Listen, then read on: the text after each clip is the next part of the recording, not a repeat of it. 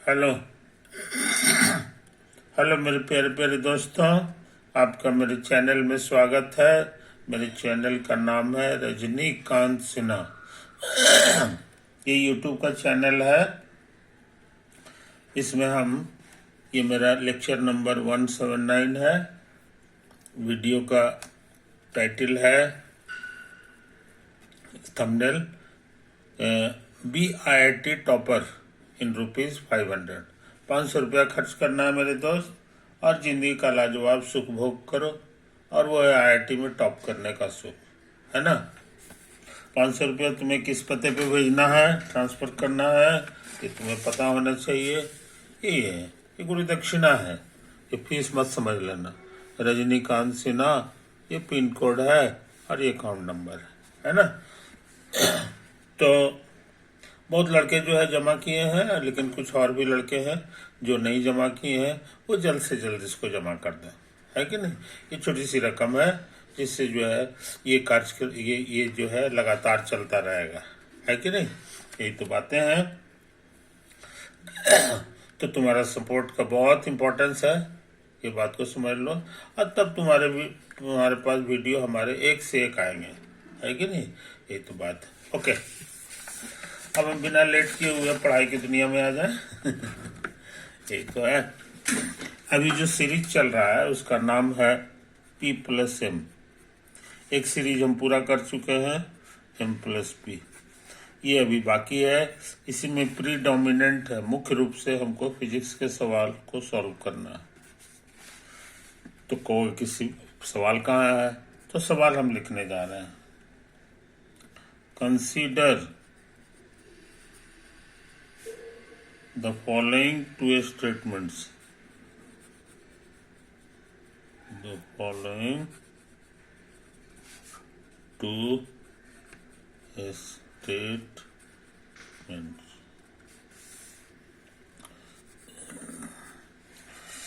Linear momentum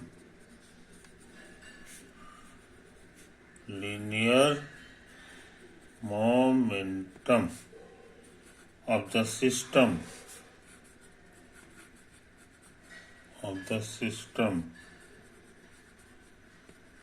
remains constant. B. Center of mass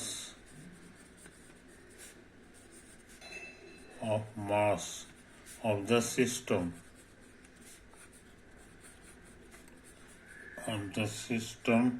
remains at rest.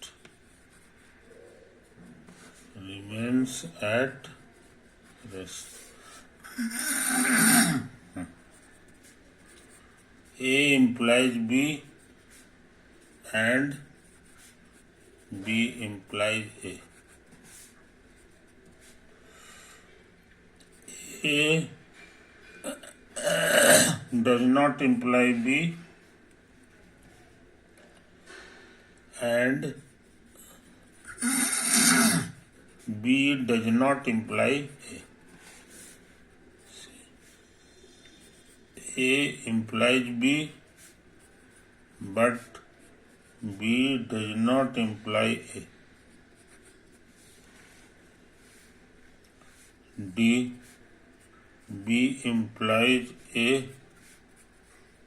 but A does not imply B. यही सभी इतने 4 options हैं। इसमें से एक सही होना चाहिए, बाकी सब गलत होना चाहिए, है ना। तो है जो सही है उसके लिए प्रूफ देना होगा, और जो गलत है उसके लिए काउंटर एग्जाम्पल देना होगा। समझे। तभी जो है ये पूरी बात हो पाएगी। तो हम लोग कोशिश करें। सेंटर ऑफ मास क्या भला है, तुमको पता है।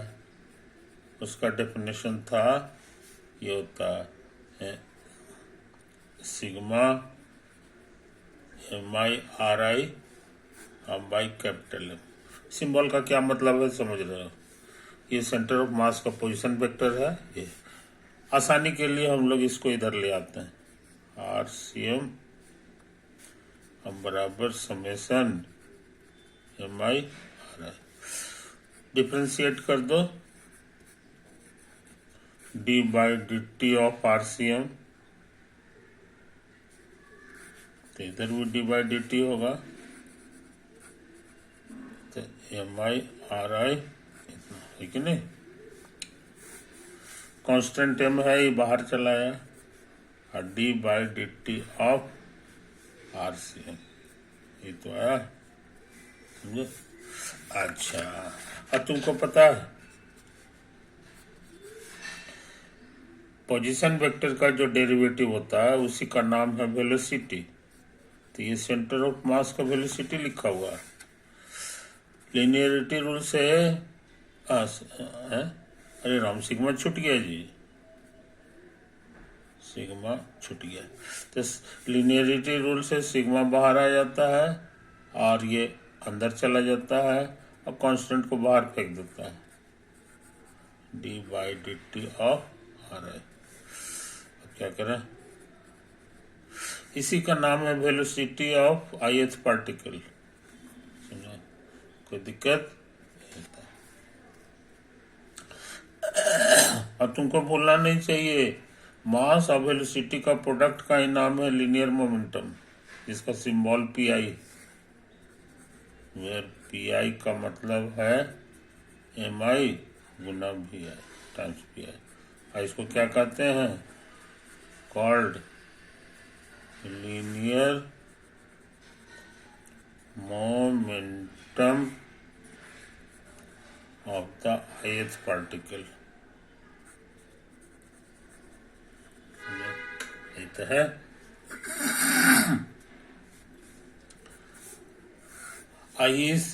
हर एक पार्टिकल का लीनियर मोमेंटम का जोड़ है, इसी का नाम है लीनियर मोमेंटम ऑफ सिस्टम।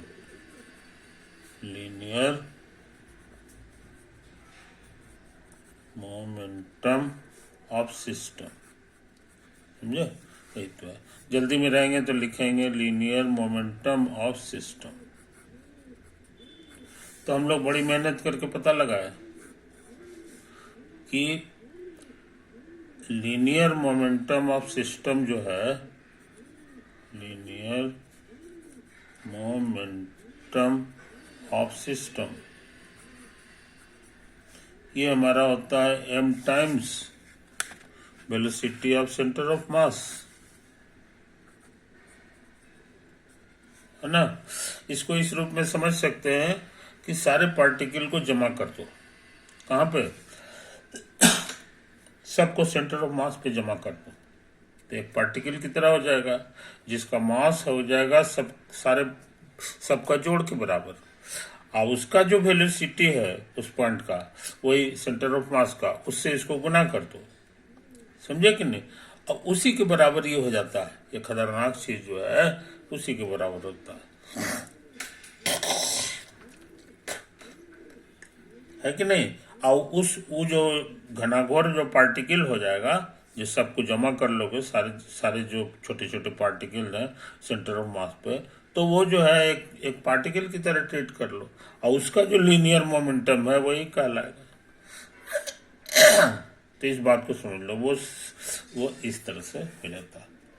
अच्छा, अब आ जाओ यहाँ पे,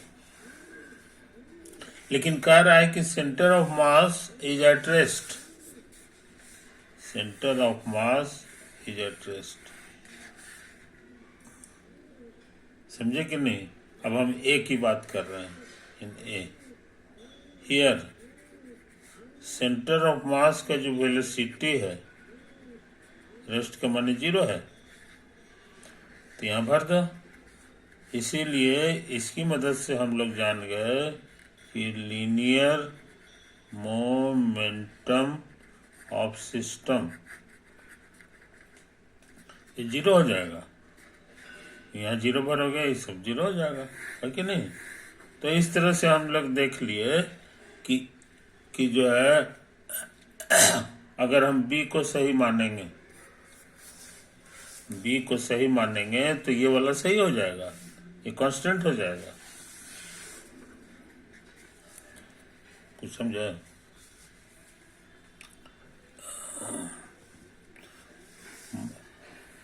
तो हमको तो लगता ही हो गया जी, linear momentum of remains constant, linear momentum of the system zero आ गया, है कि नहीं? Linear momentum of the system zero है, zero is a constant, this is a constant. तो हम लोग क्या सीखे? हम लोग सीखे कि ए को अगर हम लोग मान, हाँ, बी अगर मानेंगे तो इम्प्लाई कर जाएगा ए, ये तो हम लोग सीखे। ये ट्रू है कि फॉल्स? तो जवाब है ये ट्रू है। सेंटर ऑफ मास अगर रेस्ट में आ गया, समझे, तो linear momentum of the system तुम्हारा जीरो हो जाएगा। कुछ समझा? Zero is a constant. तुम लोग बहुत इंपॉर्टेंट चीज सीख लिए, बहुत इंपॉर्टेंट चीज। इसका मतलब बी इम्प्लाइज ए, तो बी इम्प्लाइज ए इसमें है कि नहीं? ये है, अब बी इम्प्लाइज ए इसमें। अब यही दोनों में फैसला करना है कि कौन सा सही है, कौन सा सही है, समझे?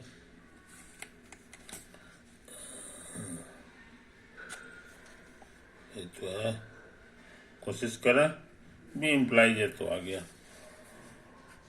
बी इम्प्लाइज ए। इसमें करता है, ये नहीं करता है ना? तो गलत है। ये भी जो है गलत है, तो बी और सी गलत है ना? अब इसी दोनों में फैसला करना है, ए और बी में, ए और बी में। तो हम क्या करें, सोच समझ। बी इम्प्लाई है, हमको लगता है डी होगा जी, हम अंदाज लगा रहे हैं ये। तो अगर डी है तो हमको ये दिखाना होगा कि ए जो है बी को इम्प्लाई नहीं करता, समझे? तो इसके लिए हमको काउंटर एग्जाम्पल खोजना होगा। We must find a counter example, counter example, समझे? काउंटर एग्जाम्पल मिल जाता है तो मेरा काम पूरा हो जाएगा, और नहीं मिलता है तो डाउट होगा कि होना हो ये सही है, तो सही है तो प्रूफ करना होगा, है कि नहीं? तो इस बार जो है हमको ए को सपोज कर लेना है। सपोज ए इज ट्रू,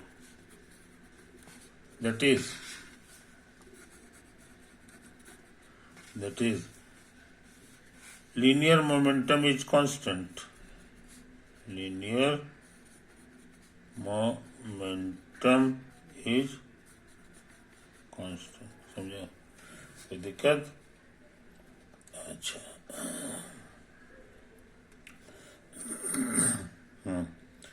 अब देखो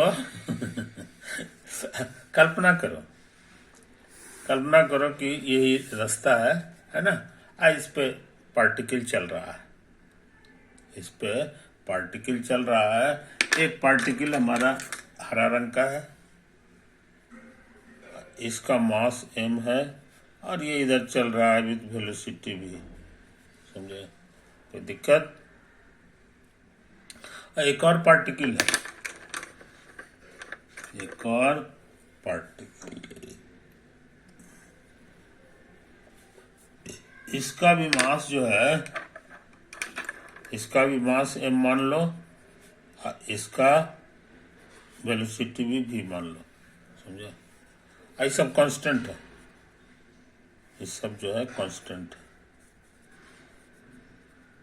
कांस्टेंट है, ये भी कांस्टेंट है कि नहीं? और सिस्टम तुम्हारा ये वाला हो गया, ये दोनों को एक साथ ले लो, ये मेरा सिस्टम है, समझे? तो linear momentum of system, linear momentum of system पूछेंगे तो कहोगे इसके लिए एम भी और इसके लिए भी एम भी, जोड़ेंगे दुगना हो जाएगा, और ये कांस्टेंट है, विच इज ए कांस्टेंट। तो linear momentum of the system is constant, तो A is satisfied, A is satisfied, समझे। अब इसका ये इस सिस्टम का सेंटर ऑफ मास कहाँ होगा ये बताना बहुत आसान है, समझे। यही वो पॉइंट है जो सेंटर ऑफ मास हो जाएगा, क्योंकि दोनों इक्वल है तो पीछे वाला जो है वही सेंटर ऑफ मास हो जाता है। और सेंटर ऑफ मास रुका हुआ है कि नहीं, तो कहेगा एकदम नहीं रुका हुआ, क्योंकि कुछ देर बाद ये सिस्टम तुम्हारा यहाँ पहुंच जाएगा, तो ये वाला तुम्हारा यहाँ पहुंच जाएगा, और ये वाला लाल वाला है वो तुम्हारा यहाँ पहुंच जाएगा, और सेंटर ऑफ मास यहाँ पहुंच जाएगा। सेंटर ऑफ मास यहाँ चला है कि नहीं। इसका माने है कि सेंटर ऑफ मास जो है मूव कर रहा है, यहाँ चला है कि नहीं। Here centre of mass moves, rest में नहीं है, चल रहा है। और यहाँ बी में क्या कहता है कि centre of mass remains at rest, माने रुका हुआ है, क्या रुका हुआ थोड़ी है, चल रहा है कि नहीं। इसीलिए ए अगर सही है तो बी सही हो ये कोई जरूरी नहीं है ना। इसलिए हमारा अंदाज सही निकला। इसका सही जवाब है डी, सही जवाब है कि नहीं। ये तो है कहानी। तो ये जो है ना, ये इसने उदाहरण का नाम है काउंटर एग्जाम्पल। ये सोच के तैयार करना पड़ता है ना, इमेजिन के ऐसा है। तो ये सवाल हम लोग कर चुके मेरे दोस्त। अब सोचते हैं एक और सवाल कर लें, एक और सवाल कर लें।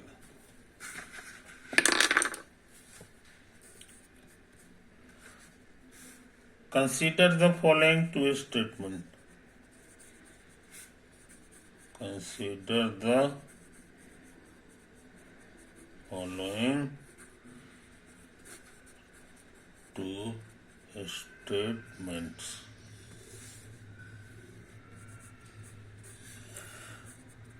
Linear momentum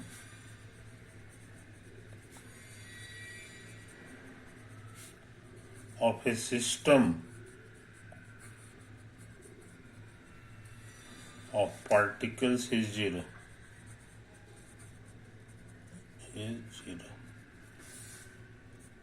और दूसरा स्टेटमेंट है काइनेटिक एनर्जी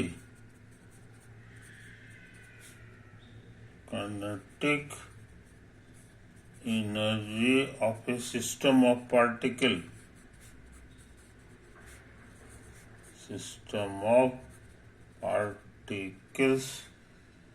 is zero.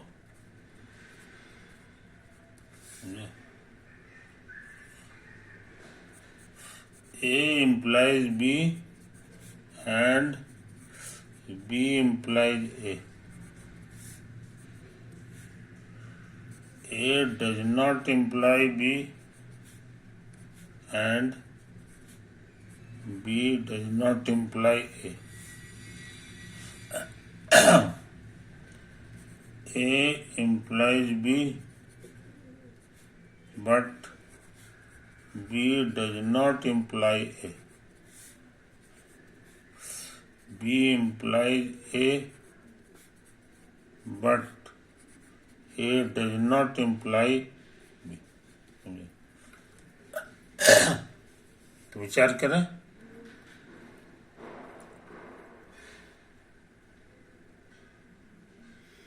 विचार करें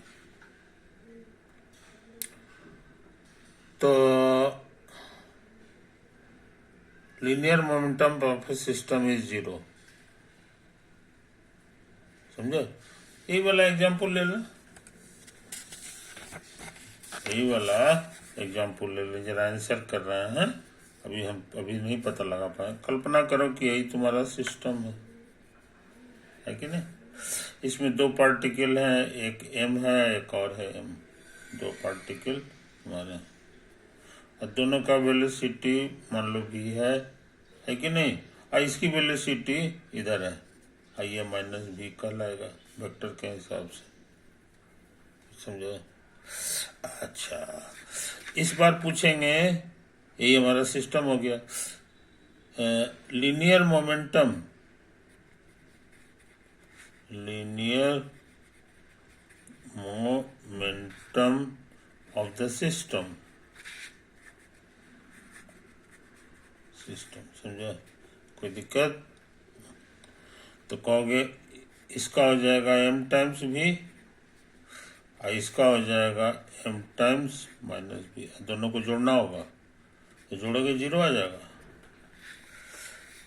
यही तो कहता है, इसका माने a is satisfied, a is satisfied, linear moment of system 0 है। अच्छा, काइनेटिक एनर्जी ऑफ सिस्टम निकाल लें, kinetic energy of the system, formula होता है हाफ mv स्क्वायर, तो m हो गया अभी स्क्वायर, v का माने हो गया इसका जो लेंथ है उसके स्क्वायर, प्लस हाफ m इसका जो लेंथ थी वेलोसिटी है माइनस v और उसका स्क्वायर, समझे। हमको लगता है हाफ mv स्क्वायर हो गया जी, और ये वाला जो है निगेटिव का भी मॉड उतना ही होता है, इसलिए ये भी उतना ही होगा, हाफ mv स्क्वायर, समझे। जोड़ेंगे तो mv स्क्वायर हो गया बस, और इसमें सब चीज कांस्टेंट है, mv कांस्टेंट है, अभी भी कांस्टेंट है, सब मेरा कांस्टेंट है, समझे। तो ये तो है, यही है। तो काइनेटिक एनर्जी 0 हो जाए ऐसा नहीं है, ये तो 0 नहीं है, हम ये मान के चल रहे हैं कि v कुछ है, v 0 नहीं, तो ये मास भी 0 नहीं है, तो ये नॉन 0 आ गया। इसीलिए लगता है कि ये जो है ना, ए अगर सही है तो बी सही हो, ये कोई जरूरी नहीं है ना, एक तो हम लोग पता लगाए। तो इसका मतलब हो गया जी कि ये गलत, ए एम्प्लाइज भी लिख दिया, ये भी गलत, यही दोनों में कोई होगा, यही दोनों में कोई होगा, है कि नहीं। तो ए डज नॉट, हाँ ठीक तो है, does not imply b, a does not imply b. देखते हैं कोशिश करके, है कि नहीं। अच्छा, अब देखो,